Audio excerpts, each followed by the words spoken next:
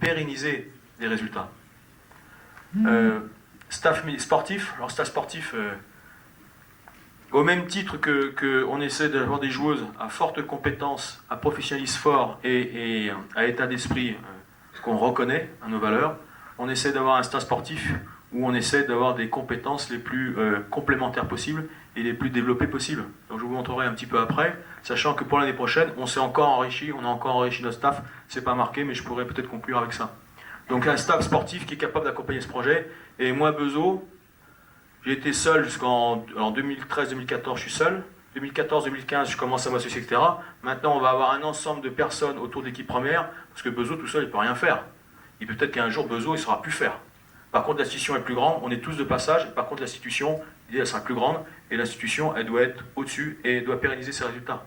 C'est ça aussi qu'on recherche, tous. Le médical, donc un staff médical de premier ordre, et cette année, par exemple, avec tous les matchs qu'on a eu, on a fait 46 matchs officiels. On est le club qui avons le plus joué dans le championnat de France, 46 matchs, plus 45. On a un match tous les 3 jours, plus 9 matchs amicaux, plus les internationales quand toutes leurs compétitions internationales et leurs matchs amicaux, fait qu'il y a un ensemble de sollicitations. On a un staff médical de premier ordre, cette année on n'a eu qu'une blessée, une joueuse qui s'est repété un croisé qui avait déjà pété il y a 2 ans. Voilà.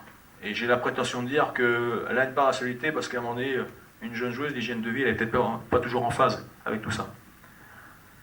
Des conditions de travail, on essaie de mettre les joueuses dans des conditions les plus propres possibles à la performance. L'idée, c'est pas leur mettre, excusez-moi, le cul dans la graisse. C'est pas les mettre dans un confort, parce qu'à un moment donné, le sport de haut niveau, il n'aime pas trop le confort non plus. Sur le terrain, à l'entraînement, quand on essaie de les emmener là au plus loin possible. Mais autour, c'est bien pour que les joueuses puissent à un moment donné avoir des conditions qui leur permettent de récupérer, qui leur permettent d'être en forme, qui leur permettent de pouvoir faire leur métier le mieux possible. Les conditions de déplacement, les conditions d'hébergement, les conditions d'entraînement. On a réussi à se battre avec l'Arena, pour la salle annexe. On avait un sol qui était beaucoup trop dur. On a réussi depuis maintenant 4 mois à avoir un vrai parquet comme dans la salle de match. Donc on a vraiment des conditions d'entraînement qui nous semblent intéressantes. Alors les valeurs, ça me semble fort. D'où l'institution, on essaie de développer l'idée d'institution. L'institution est au-dessus des joueuses, au-dessus des entraîneurs. L'institution, le club de BBH, ça me semble fort de véhiculer ça. Le professionnalisme, c'est un métier. Mais le professionnalisme, c'est pas simplement venir pointer, c'est au-delà de ça. C'est quels moyens on se donne pour atteindre l'objectif ensemble. Et il y a forcément une volonté de professionnel. Il y a un état d'esprit, et l'état d'esprit, je le schématiserai en un seul truc, c'est le jeu au service du nous. Le handball devient de plus en plus un sport individuel, et le handball pour beaucoup est un sport individuel. Mais à un moment donné, il faut être capable de générer une synergie, développer un point commun entre toutes, qui font qu'elles développent quelque chose ensemble. Et des fois, 1 plus 1, il faut que ça fasse 2. Si ça fait moins de 2, vous êtes vraiment dans la panade, mais des fois le 1 plus 1 ça peut faire 3. Comment est-ce qu'on peut générer ça? Le jeu au service de nous et la volonté de porter l'institution et de porter les autres. Donc cette idée-là me semble aussi fort. Les compétences, j'en ai parlé, on ne réussit pas avec des gens qui ne sont pas compétents, et en même temps, les compétences, c'est peut-être les choses qu'on peut le plus facilement acquérir. L'état d'esprit, on parle du jeu, l'état du moi, difficile. Le jeu. Par contre, les compétences, on peut les acquérir. Après, il faut cibler quel type de compétences est encore accessible. Même un entraîneur à un moment donné, qui n'a pas forcément les compétences adaptées au moment, il peut aller chercher des compétences. Il peut développer des compétences. Le jeu, le JE. Le jeu, le JE.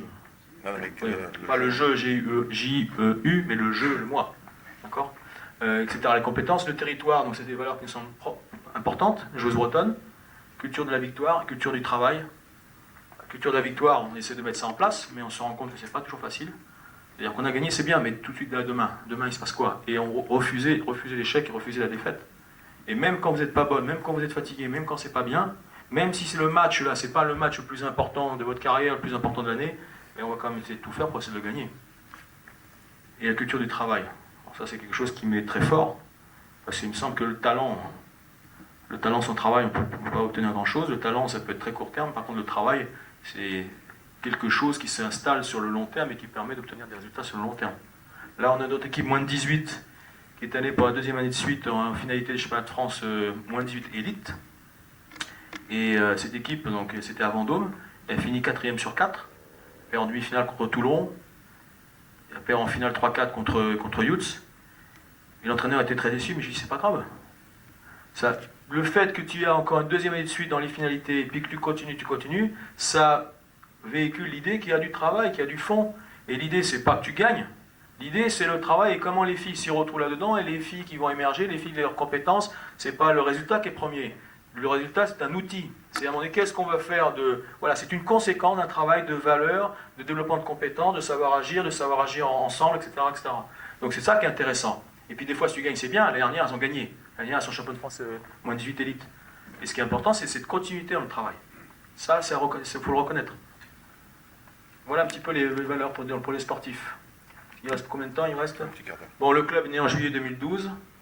J'en ai parlé, monté en N1. Donc en 6 ans, le club est passé de N1 à première division, avec deux fois vainqueur de la Coupe de France, quart de finaliste 2 fois de HF. S'il devait y avoir un échec cette année, moi je le prends comme un échec, même si on est tombé sur une équipe de qualité et qu'il y a des choses qu'on a mal appréhendées, cette année on aurait dû faire mieux qu'un quart de finale Coupe HF.